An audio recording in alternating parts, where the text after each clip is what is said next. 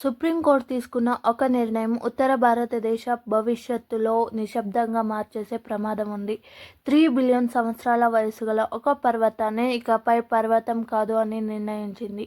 అది ఆరావళి పర్వత శ్రేణి. ఆరావళి పర్వతాలు సుమారు 660 కిలోమీటర్ల పొడవు, 3 బిలియన్ ఇయర్స్ బ్యాక్ హిమాలయాల కంటే కూడా ఎంతో పురాతనమైనవి.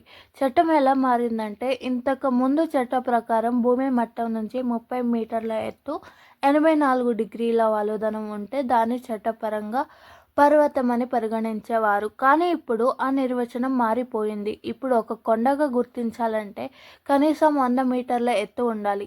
ఆరావళి సమస్య యాక్చువల్లీ ఇక్కడే మొదలైంది. ఆరావళి పర్వతాలు సగటు ఎత్తు సుమారు 90 మీటర్లు మాత్రమే. అందుకే పేపర్ల మీద చట్ట ప్రకారం ఆరావళి ఇకపై పర్వతం కాదు.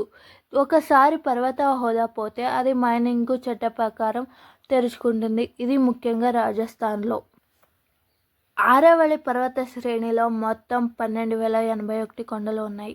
వాటిలో 100 మీటర్ల కన్నా ఎక్కువ ఎత్తు ఉన్నవి కేవలం 1,048 మాత్రమే. అంటే 91% ఆరావళి కొండలు ఇకపై చట్టపరమైన రక్షణలో లేవు. ఆరావళి ఎందుకు అంత ముఖ్యమైనదంటే, థార్ ఎడారి నుంచి వచ్చే ఇసుకను ఆపే సహజ గోడ, ఢిల్లీ ఎన్సీఆర్ ప్రాంతంలోకి రక్షించే కవచం, భూగర్భ జలాలను నిల్వ చేస్తుంది, మట్టి కోతను అడ్డుకుంటుంది, ఒక పూర్తి పర్యావరణ వ్యవస్థను పోషిస్తుంది.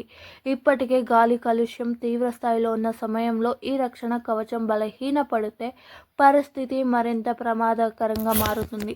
నాశనం అయితే తిరిగి రాదు. ఇది కేవలం పర్వతం కాదు, లక్షల ఏళ్లలో ఏర్పడిన ఒక జీవ వ్యవస్థ, మళ్ళీ సృష్టించలేని ప్రకృతి సంపద. ఒకసారి నాశనం అయితే తిరిగి తీసుకురావడం అసాధ్యం. 3 బిలియన్ సంవత్సరాలుగా ఉన్న ఒక పర్వతం చట్ట నిర్వచనం మారిందని ఇది పర్వతం కాకుండా పోతుందా? ఇది చట్ట సమస్య లేదా మనం ప్రకృతి మీద తీర్చుతున్న శాపం?